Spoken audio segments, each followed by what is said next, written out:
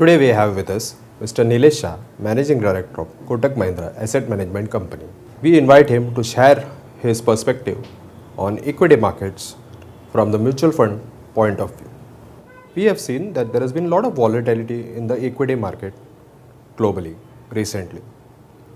This has caused a lot of confusion in the retail investors' mind. Do you see a far greater fall from this point of view? Do you see it getting worse? So today if we see Indian market, they've fallen from the top much lower compared to, let's say, other markets. China is down 40% from the top. Compared to that, we can't call our market volatile. Second, in equity market, the nature of the market is to go up and come down. If market was constantly going up, then how will investors get chance to participate in the market? So the corrections are part and parcel of normal market cycle, and hence it should not be confused with the word volatility without understanding the context of the volatility. The prices go up, prices come down. The value of the business doesn't go up and down dramatically. Now, if we see today's environment, our markets have corrected for two reasons. One, global factors. Second, local factors. On the local factors side, there are certain events which have happened which has resulted into markets to correct. So June monsoon was good against the expectations that monsoon will be bad, but the August monsoon came 22% below normal average. Obviously, when you have lower monsoon, it has an impact on rural economy. Second, some of the crucial reforms bills which were expected to be passed in parliament session, like the land acquisition, like the GST bill, like the labor reforms bill, they didn't get passed, and market is feeling that there is no clarity on it. Third, the first quarter GDP number came at 7% against market expectation of 7.4%. Now 7% per se is looking good, but against the expectation it is underperformance. So these are some of the local factors which have resulted into corrections in the market. On the global side, there has been a lot of volatility in Chinese market, and consequent to that there has been reasonable volatility even in the developed markets like Dow Jones and so on and so forth. Now those global factors have also resulted into corresponding corrections in our market. So on a relative basis we are better off vis-a-vis China, but on an absolute basis our markets have come down along with Chinese markets and American markets. This global factors in some sense is resulting into FII sell-off, and we have seen in the month of August more than $2.5 billion being withdrawn by FIIs. Now FIIs are not a homogeneous entities, they are very diverse set of entities. There are sovereign funds, there are long only funds, there are hedge funds, there are exchange traded funds, there are country dedicated funds. What we understand is that today's selling pressure by FII is from the exchange traded funds and sovereign funds. The exchange traded funds are essentially retail investors around the world. When they see media screaming that the world is coming into recession, Chinese markets are crashing, obviously they become nervous and they withdraw their money. Now the ETF manager has no discretion in terms of putting redemption. He will put the redemption at the day when he gets redemption. He doesn't look at whether he's selling cheap or expensive. The second thing is the sovereign funds. Now majority of sovereign funds in the world are based out of countries which had natural resources like oil. Now they have to sell because with the drop in oil prices, they need money to support their local economy. So they are not giving judgment on Indian market when they are selling Indian stock because they need money for their local market. So we are seeing this selling dominated by ETFs and sovereign funds, and at the same time in some of our offshore funds which we advise and manage, we are actually seeing net inflows coming in from institutional and retail investors. So my feeling is that today's FII selling is dominated by exchange traded funds and sovereign funds, whereas other segments of FIIs will probably continue to invest into India. Now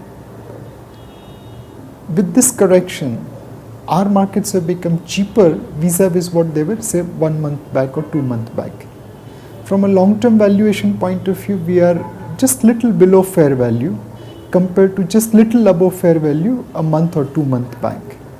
And hence, we still believe that the bull market is continuing. The bull market has ended for traders because now there is no unidirectional movement. But the bull market has continued for the investors. In fact, it has become better with this correction. What do you think will be the key driving factors for the market going forward? So in the near term, obviously people will look at how the global growth scenario is panning out, whether China will be able to arrest the decline, whether globally economies will start moving back into 3% to 4% growth band. From an Indian point of view, what will be critical is how US Fed gives their comment about rate hikes on 17th of September. That's one event which will have a careful watching by all over the world, and also which could have a material impact on our bond market as well as on our equity market. More importantly, what we do locally is something which will drive our market. Now, if we cut interest rates more faster, more rapid than what market is expecting today, that will be positive for bond market obviously, but also positive for equity market. If the government is able to push through reform bills like GST, labor reforms and land acquisition, then certainly it will be positive for the economy as well as stock market. If we are able to see earnings recovery in corporate India, whereby either because of their operating leverage or because of their financial leverage or because of the strength in the domestic economy, which allows them to leverage their business optimally, all those things can again be supportive for the market. If there is an incremental crash in the equity markets in the near future, what do you think should be the strategy for a retail investor? So normally when prices correct, valuations becomes cheaper. And on a fundamental basis, India appears to be better and better every day. Our fiscal deficit is under control, and unlike in the past where some amount of subsidy was carried forward, this year subsidies are accounted appropriately. Second, our current account deficit is under control, and despite spending a lot of money on gold imports, we are in a far more comfortable position in terms of current account deficit. We are probably the only country in the world where interest rates can be cut. If Japan, Europe, US have to revive their economy by cutting interest rates, how much they can cut from 0% interest rate? But we have the luxury of cutting interest rates by more than 700 basis points if needed to support our economy. If we see inflation, when the world is talking about deflation, and we still have little bit of inflation left in our economy, and in a deflationary environment worldwide, obviously inflation will remain under control. From a government point of view, obviously the focus is on development, on growth, and yes, we do have to face the problem of slightly weaker monsoon, but overall our macros looks far more solid than what they were what were comparable to other countries. And hence, if the market gives correction, this will be a great opportunity to invest into the market. Which are the sectors that you would consider as attractive from an investment point of view, and why? Please also do tell us which are the sectors that you would look at avoiding and the reasons for them. So as of today, the market is going to be far more focused bottom up than top down. Obviously some sectors will do well and some sectors will not do well, but there will be a lot of diversion within the sector in terms of performance. Some of the sectors which are avoidable are linked with the commodity. When clearly commodity prices have corrected, and it is unlikely that they will go up in a hurry. And hence commodity producing companies, whether they are in metal sector, whether they are in mining sector, obviously are probably worth avoiding right now. The second sector is real estate. We believe real estate prices will correct and hence it will have an adverse impact on real estate sector. The third sector to avoid is linked to infrastructures, especially power and telecom, where current policy mechanism is such that it will not be rewarding for the shareholders. It's not that power and telecom industry will shut down, but they will work lesser for the shareholders and more for the government in terms of paying spectrum fees, or will have far more competitive scenario which will impact profitability, or it has to still clear a lot of policy logjams related to power sector. So these are the sectors where we believe unless until some catalyst happen which changes the fortunes of this sector, it is not worth investing into. On the other hand, there are sectors or there are companies within sectors like technology, pharmaceutical, consumer staple, interest rate sensitive sectors like automobiles, cyclical sectors like cement, where on a bottom up basis you will be able to find good companies at reasonable valuations.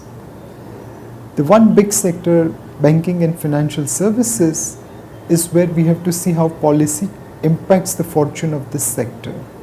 The Reserve Bank of India has came out with a draft guideline whereby it is pushing banks to price their base rate or price their credit based on marginal cost of funding rather than total cost of funding. Now this step can be detrimental to banking sector from a profitability point of view. Now we don't know how the guidelines will be made effective into law, but that's why we need to observe and then take a call on banking and financial services.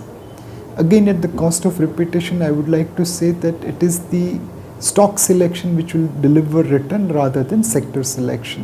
What is the advice that you would give to a retail investor in this kind of market?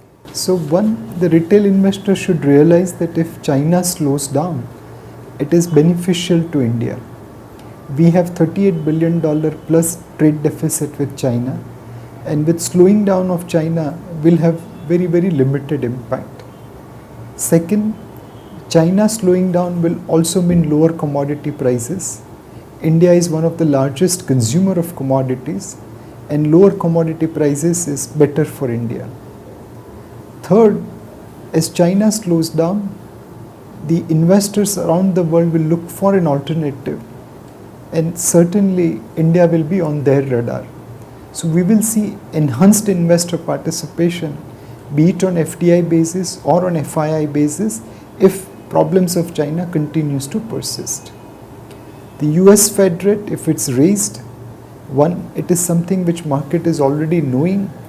Fed has prepared market for rate hikes over a long period of time, and hence it will not be a big shock to the market. It will be something which is already factored in, already priced in, already anticipated by the market, and hence it's not going to have any material impact unless until the extent of Fed rate hike is far more than what is predicted by the market. We don't think though as of today we have to worry about such scenario. Now all these things gives you comfort that the global factors are actually working for India rather than against. On a domestic basis, from a macro point of view, India today stands at a much better solid ground compared to many other countries. Fisc under control, current account under control, inflation under control, growth still averaging at 7% level, reserves are comfortable at $350 billion. I mean, clearly we are in a far better position than many other countries. Will markets be volatile? Of course they will be volatile. Will anyone know where the markets will bottom out? The answer is clearly no. What we will recommend investor is that you divide your investable surplus in two parts. One portion please do an SIP, and the balance half you try to invest on a day when markets have corrected. Make volatility your friend rather than your enemy. Put little sums of money whenever markets are correcting so that your average entry price is at a lower level. and then give some time to fund managers to make money on this. We invest in businesses, we invest in companies, and they can't give returns overnight. They go up and down in terms of price, but not necessarily up and down in terms of value. And today markets are at just little below fair value. They have not become aggressively cheap like they were during 9/11 or October 2008. But they are still just little below fair value. And hence you need to give us little more time to create returns out of this environment. So do SIP on half of your investable surplus. Keep balance half to invest on a red day in the market, and then sit back, relax and enjoy, and give time to fund managers to generate return on it. Thanks, Mr. Nilesh Shah, for sharing your perspective.